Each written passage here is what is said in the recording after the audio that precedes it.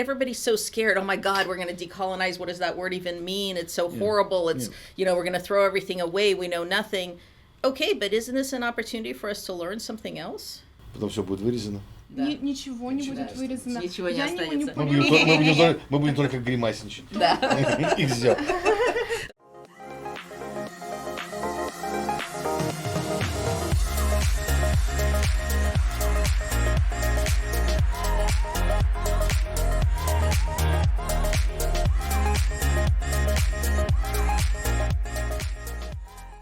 Welcome to Scholarly ZEIT Guest. We're in a different setting today, but it is still your favorite Slavic Studies podcast that we produce here at the Harriman Center at Columbia University. We know you missed us. Yeah. And this is Tatiana Efremova, the postdoctoral fellow at the Harriman Institute, and I'm Mark Lipovetsky, professor of Slavic languages at Columbia. And today we are very excited to have with us Lilya Kaganovsky.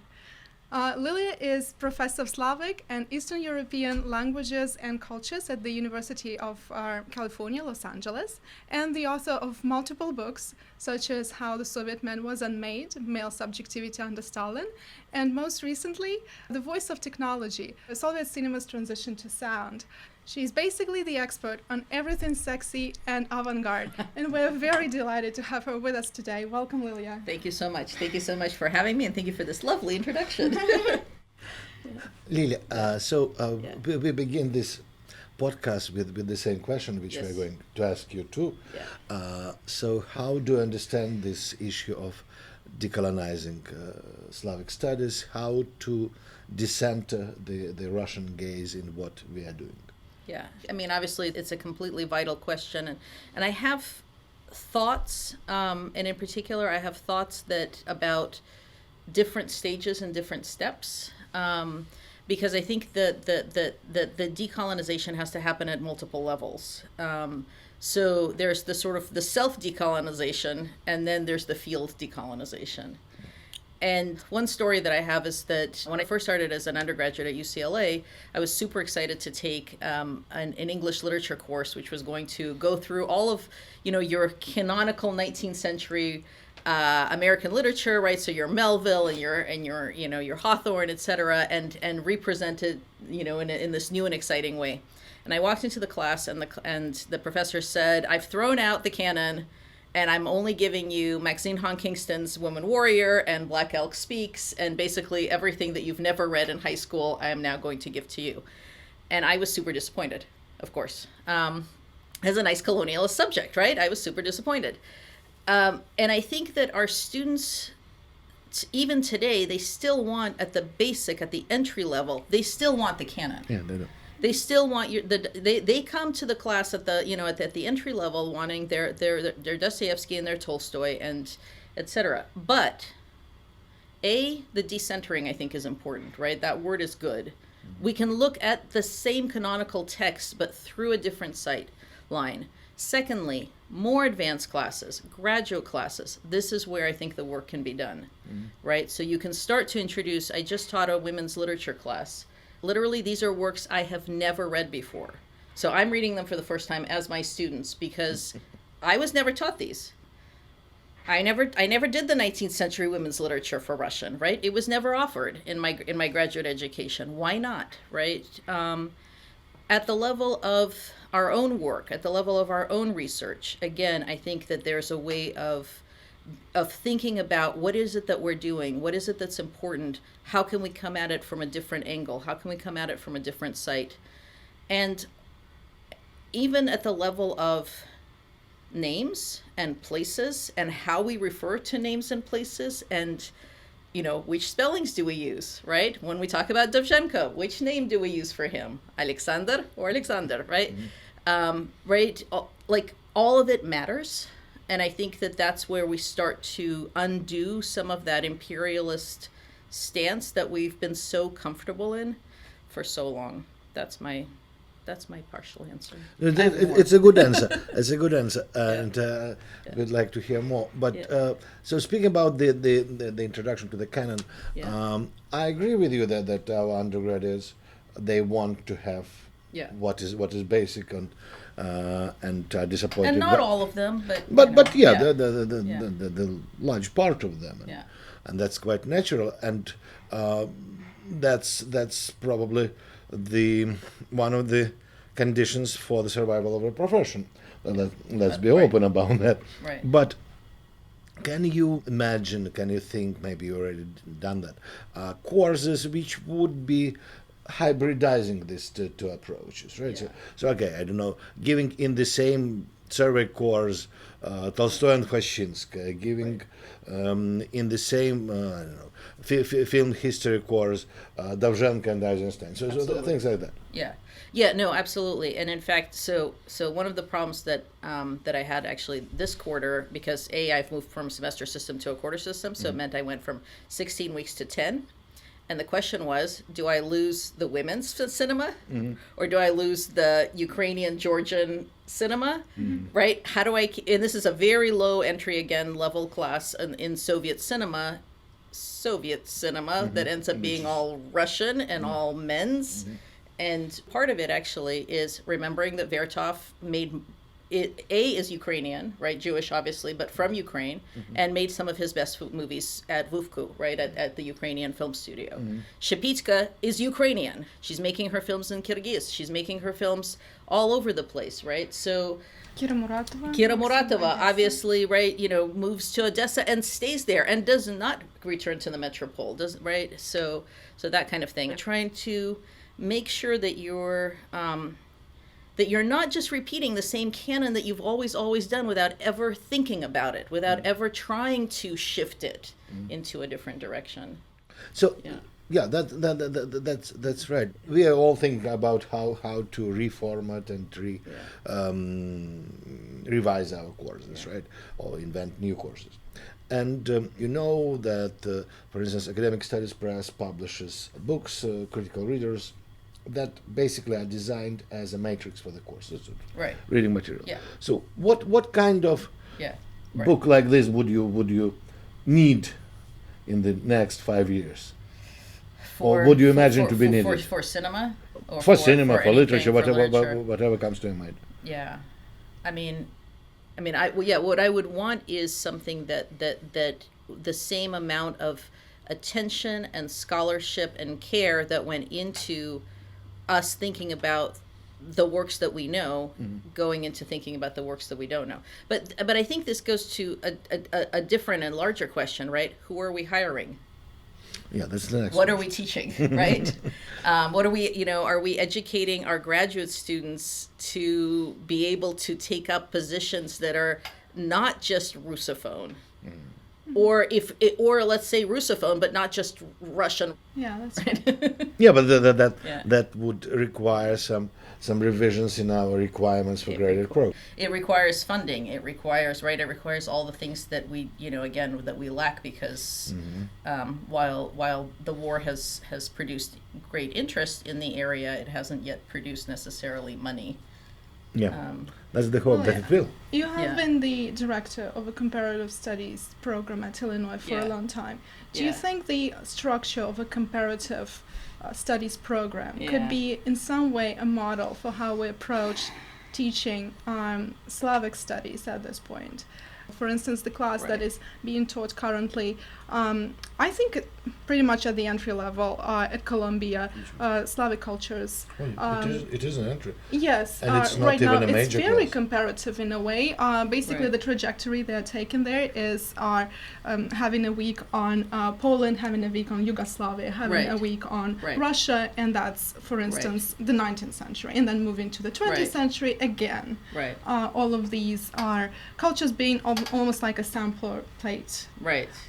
Would you say Does we're the losing sampler too? plate like being together? Yeah. Do you think we're losing too much of historical specificity of the context of the connection, or would you say it's a viable model for some classes? I think it's definitely a viable model for some classes. I think part of the problem is going to be obviously expertise, right? I can teach Russian, I can teach maybe Ukrainian, but I cannot teach Polish. I cannot teach also then Yugoslav, right? Or I can, but at a very basic level. entry level. I think the problem with taking comparative literature as a model, I think that's not the right model.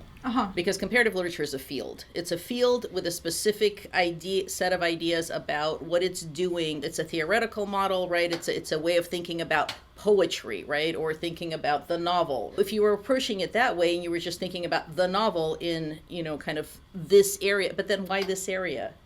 Does it have something in common?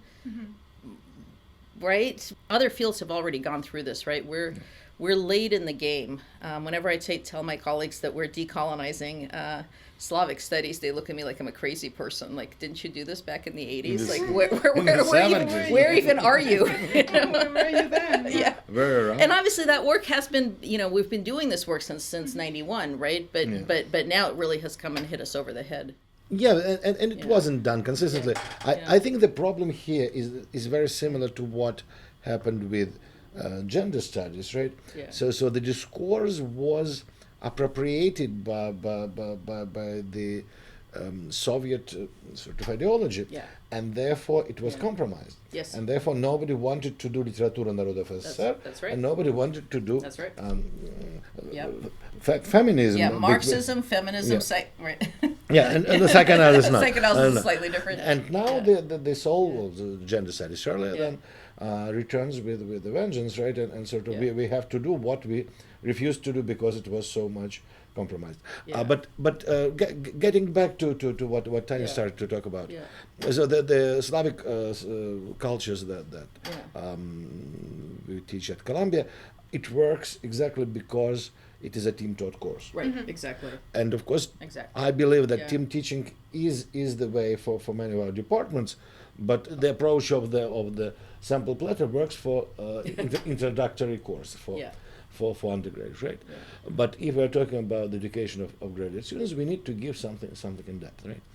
And probably, correct me if I'm wrong, the solution for this may be building the course around theoretical problems or theoretical concept. Right. For example, you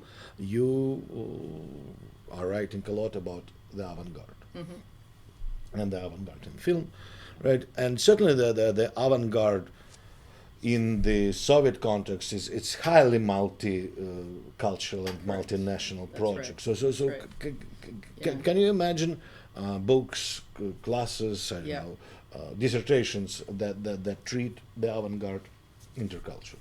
People are doing this work. This is not, we're not inventing anything here, but obviously doing the avant-garde in Georgia, doing the avant-garde in Kiev, right? Doing the avant-garde in all these different places where it was happening, and again taking it out of Moscow and St. Petersburg. Everybody's so scared. Oh my God, we're going to decolonize. What does that word even mean? It's so horrible. It's we're going to throw everything away. We know nothing. Okay, but isn't this an opportunity for us to learn something else? Yeah, that's true, and probably that will require some new forms of teaching and some new models for collaborations, and that's where we should be inventive, and probably what had become sort of default format during the pandemic may be used for us also. Zoom classes, Zoom sessions across the ocean, across different universities. Inviting each other to speak and that kind of thing. Sort of courses that are taught simultaneously. So of course time difference is a problem, but we can figure it out, right? Etc. Yeah. No, I agree. I mean, and again, I mean, how exciting would it be, right, to teach the Czech avant-garde, to teach the Polish avant-garde, right, and have them all together. Same thing on the 60s. I mean, the 60s are a marvelous time for cinema everywhere, right? Let's shift the discourse. Let's put it in the larger context. It would be lovely. I'm working on a couple of different directions, and one of them is I'm working on women's cinema, obviously, and trying to think about, again, with that book, who am I including? Right? Who else can be in here that maybe I didn't think about before when I started this project however many years ago? The book, what book do you have in mind? Tell us more about it. So the project is, started off very big. It was going to be women's cinema from basically, 17 to 79. And it still sort of has that shape, although I think I'm probably going toward the 20s more specifically, but I think that the sort of the refocus on the 20s will allow me to then go to all these other places that otherwise it becomes once again that same teleological story with the same characters whom we've already met. So I'm trying to come up with some new ones. You've been focusing on film that's not just Russian and Russophone in that context, but also something that was produced in maybe different languages or coming from a periphery, like for the Soviet context, Alana Gagabiridze. Exactly. And then also Kira Kovalenko as a post-Soviet director who is working in Ossetian and Caucasian languages.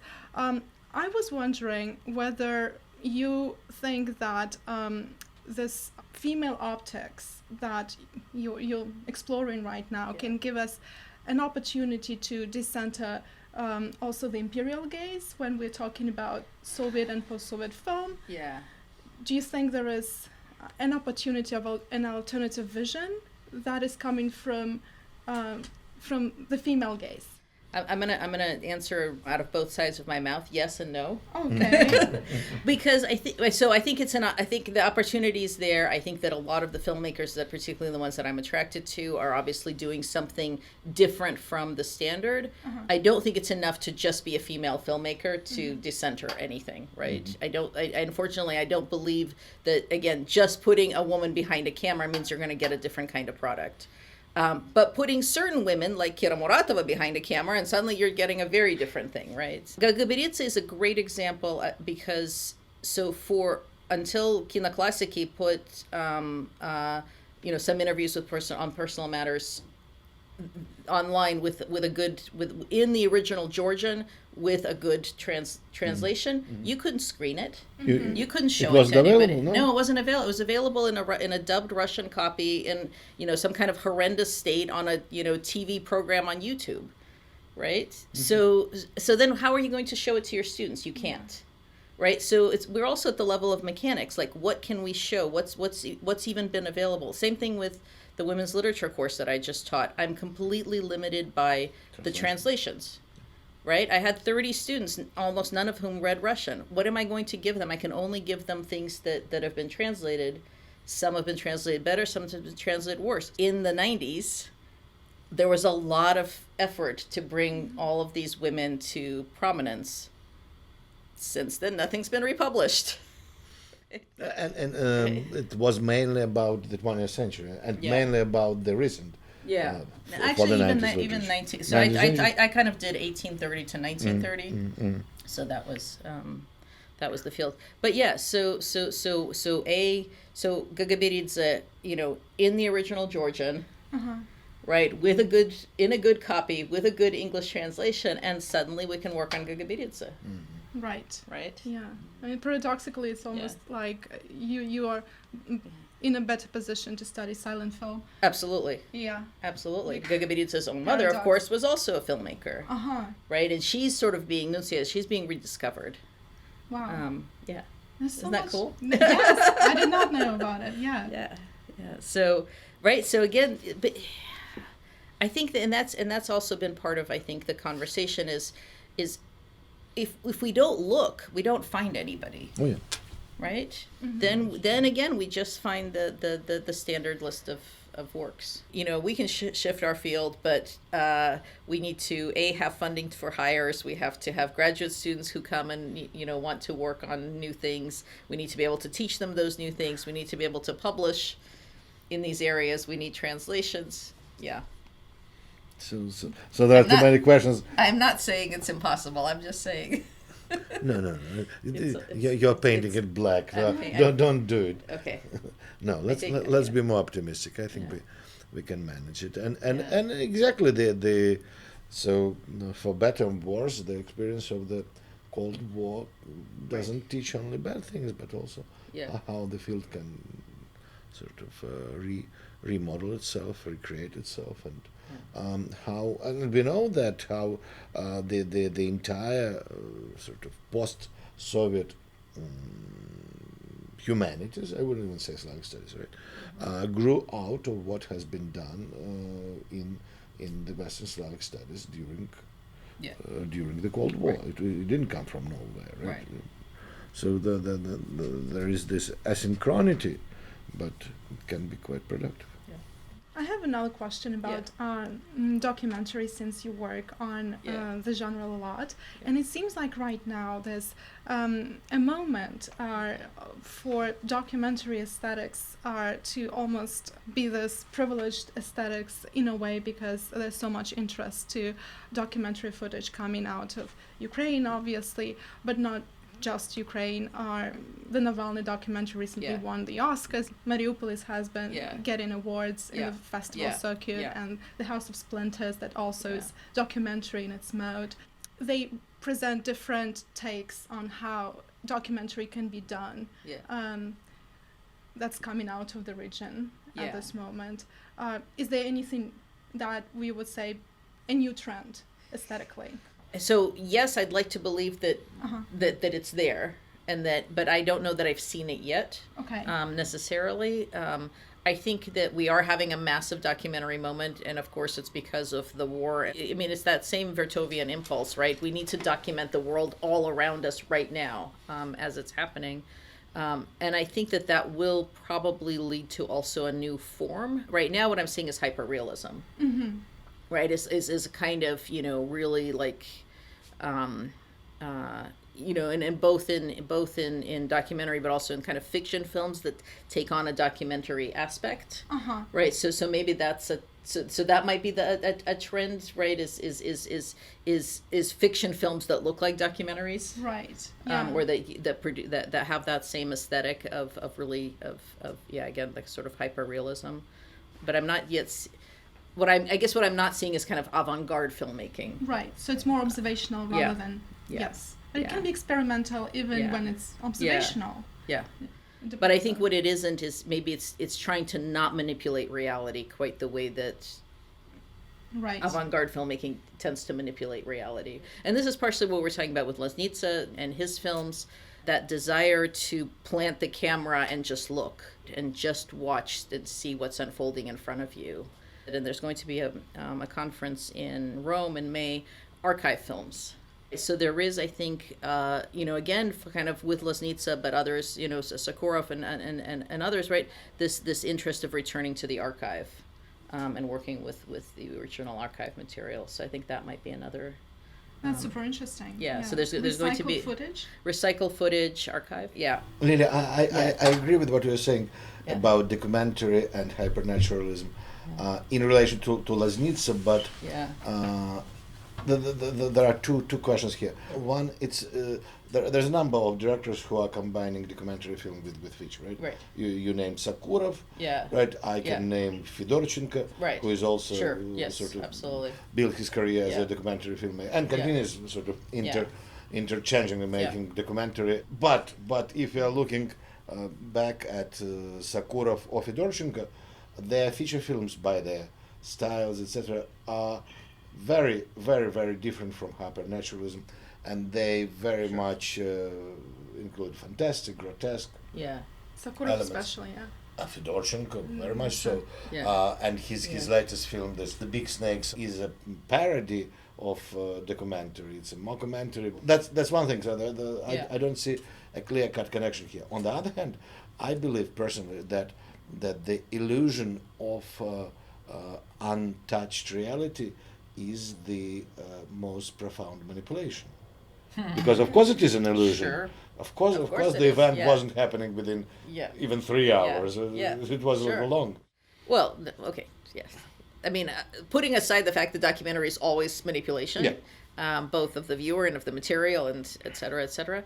No, I was actually thinking specifically one of the films that we showed earlier in winter was Klondike. The Ukrainian film Klondike. And again, it's a fiction film, but the way that she films it is so right? It's a fiction film that looks like a documentary. All of the details that put you in that place where you feel like you know exactly what the the ground looks like, the house looks like, the right every single thing about it. But this is to get back, like, what is another trend? I think films by women. Actually, Yeah, and I think a lot of, war documentaries, but made by female filmmakers, right? Which is not impossible, but is a moment that we're having. That's true. Yeah. Yeah. There were actually, as it turned out, a lot of several documentary filmmakers at the front in World War II who were women, but So there's a tradition there. So there's a tradition. Yeah. I don't know that this exactly builds on it, but in any case, there is a kind of tradition. Documentary aesthetics can be a Yeah. comparative class also Yes. Oh, yeah. Absolutely. with Ukraine and Yeah. Russia and other contexts being. Yeah. Yeah. I mean, this is a class, as you know, I've taught before. That is true. Yeah. Yeah. There was this film festival, or a film program rather, recently that was screened at Eflux, the platform for critical theory / avant-garde production and conceptualization in Brooklyn. And you're right, absolutely. It was called Mental Ecologies of War, so a lot of it was actually pre-war or like pre-full-fledged invasion, but it was already kind of introducing this topic of the moving image during the time of catastrophe and how the moving image somehow There's a great title for a class: The Moving Image in the Time of Catastrophe. Sad but good. I was really impressed by the amount of attention this program inspired. There was quite an audience, and it does look like right now there is a lot of interest in programs like that, in screenings like that, and the screenings are happening, screenings of Ukrainian films, screenings of Eastern European film, Russian experimental film. My question about this is about the role of the curator in this context, because I'm wondering how to make sure that this interest is sustained. Right. What would be our major goal in terms of organizing events and screenings like that? Should we move towards the direction of having institutionalized series that would be Ukrainian or Eastern European, or in the other direction, when we include a lot more Eastern European film within our international film series that exist, whether we should bring more cultural producers to introduce productions, what would be, a way to make sure that this interest has this audience, not just in the moment, but generally. And that I don't know, because I think the American public is fickle. I think unfortunately they'll lose interest at a certain point, and they will move on to some other issue. Okay. So I think we do what we can while we have the audience to do it, and the hope is that we educate people enough and draw enough interest to be able to sustain it into the future. So basically, I think we pile on now and do as much as we can. So right now is the moment. Right now is the moment, yeah, because I don't know that 1-2 years from now there'll still be the same interest. It all depends on how things unfold, unfortunately. But this is a very strong sense of optimism, I would say. Is it? Yeah, it it's a sounded source like of optimism. Pessimism to me. No, but it's a moment. It's a moment, and we need to. It's a moment that we should take advantage of. I agree, and so that's probably. Yeah. Because I think we just showed we showed at UCLA we showed two Ukrainian films. Then the Navalny documentary came to a full of course to a completely full house, because it also happened like 3 days after the Oscar win. So and it's in LA. So and it's in LA, and so we had TV Rain earlier in the year. I think you did too, right? That was also a full house. And that's drawing not just on the Russian speaking, Ukrainian speaking, Belarusian speaking communities, right? That was drawing more people than that. But now is the moment, I think, to highlight It does seem like the region Yeah. is producing the moving image of the moment. Exactly. Right now, so- Exactly. And I think inviting the directors, inviting the producers, inviting the, having conversations with them, having conversations with, right, bringing the films. Even a Zoom conversation sometimes Yeah. helps. Yeah. Yeah. Yeah. We've been doing that. We're doing this. Yeah. Organize the series where we have the We've been conversations with zooming directors people on in, Zoom. yeah. Yeah. After the book on Yeah. women directors, Yes. filmmakers, Yeah. what's your next plan? I don't know. I have ideas. I parallel to everything. I work on a number of directions at once. Some of it is on the '60s and trauma, and memory. So all the ways in which '60s cinema is unprocessed trauma of Stalinism, World War II. I've written about post-memory before, but this moment when I think that all of the films are showing us something, keep circling around something that's unsaid, unspoken, missing, not quite being able to articulate it. I think that's what that some of the work is going to be on that. Whether or not that's going to be That will be a book or just, very interesting. Yeah. It sounds like a book. Well, It stay sounds like a tuned, book. yes. Yeah. Okay. Yeah. Thank you, Lilyka. Thank you so much. Thank you Спасибо so вам. much for this Yeah. conversation. Thank you.